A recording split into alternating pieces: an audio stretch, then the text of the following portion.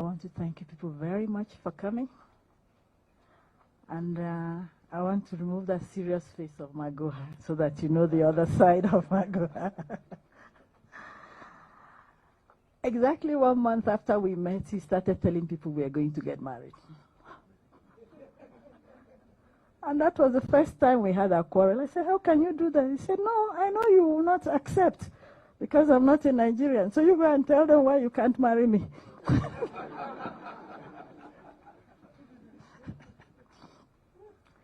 So when we continued, got married. When I was pregnant with my son, I was in between life and death with my blood pressure. He told me if this is what pregnancy is all about, this is closed, this case is closed. And when I had my son, because of the blood pressure and everything, I didn't have any milk. You can't imagine, by 6:30, I had 2 liters of fruit juice, squeezed by him every morning before going to work. And the others used to say, what type of a man is this? Considering the fact that he was not a Nigerian, that's a story for another day. Those days, we Nigerians, marrying from the same village was the norm because somehow we were never related. So to hear that I left the village, left the town, left the county, those we still call them states, we call them states. Left the other states, left the whole of Nigeria. It was like, you are crazy. Everybody said you are crazy. What's wrong with you? In fact, there was this slang that what is there in Sokoto is there in Shokoto. Sokoto is the farthest point northwest of Nigeria. Shokoto. Written the same way, but pronounced S-O-K-O-T-O. Shokoto means trouser in Yoruba language. So they say, what you are looking for so far away is here. Why are you?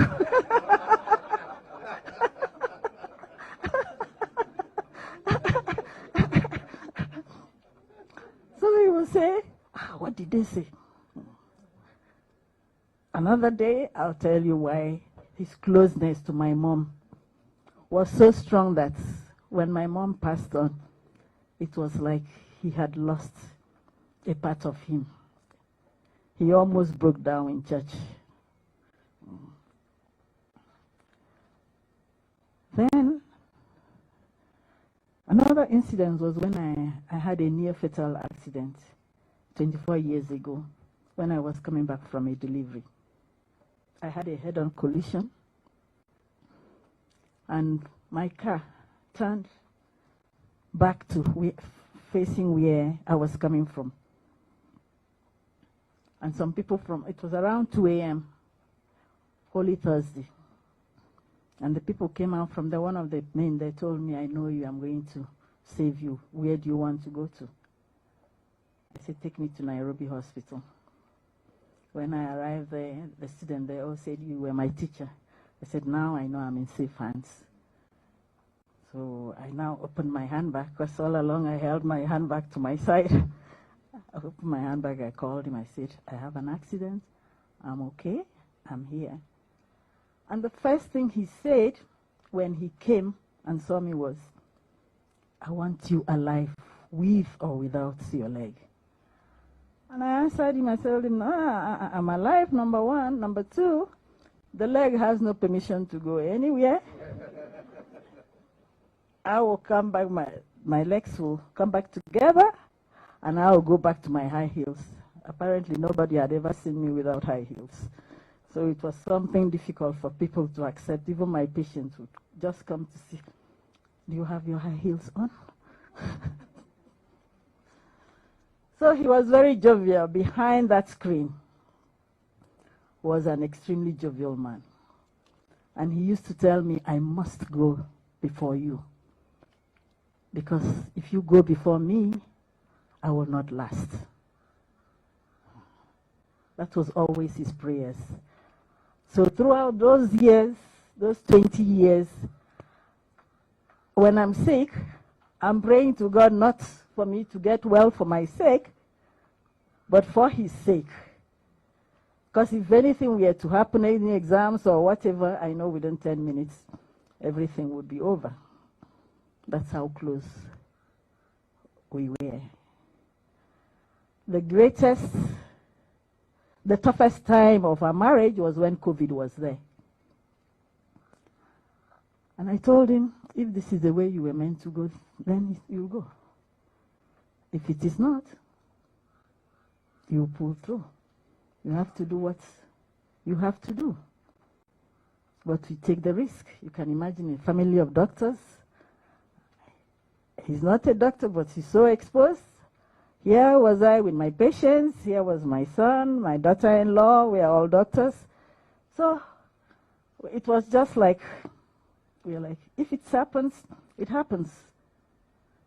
But we must soldier on. I gave him that support, and we made it through. And he always said, family came first. He believed in family. From the first day, he said, if I'm up and my family is down, then I'm down. And that's what made me to get involved with him. Because people would say, why did you leave so many Nigerians? He was unique in that way. That caring attitude, I never saw anywhere. He was very loyal. He told me he was going to be somewhere at 2 o'clock. 2 o'clock he'll be there. It didn't matter. If by 3 he was not there, he would call. If he has not called by 3, I know something was wrong. He made sure he helped whoever. He said, my father used to tell me, you never kick an enemy when he's on the ground. You fight and fight. When the person is on the ground, you stop. And that's why at times when there was so much argument and he knew the other person was down, he would give up just for that. The third one, he was so forgiving. People never knew that. He would talk, scream, scream. The same person you are screaming with, if he says, I have a headache, he will, have you taken medicine? He will come, bring medicine. He will forget every other thing and take care of you till it's over. Then he will tell you, that thing we are discussing is over. That's the end of the story. Whatever it is you were arguing about, he will never bring it up. No matter how you try to bring it up, he will give it to you. But he will say, these are my reservations. If you can work on this, we can be fine. If not, we'll leave it the way it is. Very, very loving. Like his colleagues in NEC used to say, when he wants to get something for me, he tells them to wait. I'm getting something for the boss. And he would call, what do you need? 1, 2, 3. He was very supportive. I supported him, and he appreciated. That appreciation was so much. It made me to go a step further. If I had to stand on one foot the whole night for him to achieve what he wanted the following morning, I would do it. Because when it's over, he would come back and say, without you, I would never have made it. Saying I'll miss him is an understatement. But I know we used to work like 2 Major Generals. I used to call him Major General. He's commanding the 1st Battalion and I'm in the 2nd Battalion. So when he has finished, usually during the war, sorry, I know a bit of war because I experienced Biafra firsthand. During the war, if they are going to capture a city like my city, it was Biafra in the morning, Nigeria in the afternoon, then 3 a.m. things change. But whenever they went to capture a city, the 1st Battalion will go, and then the 2nd Battalion will now go when everything is sorted out.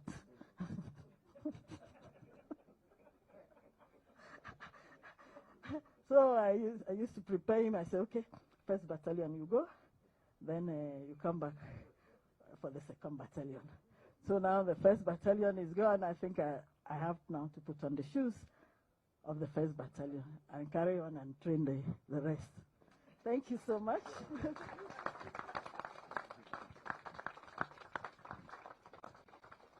Thank you. Thank you very much, Madam, for bringing that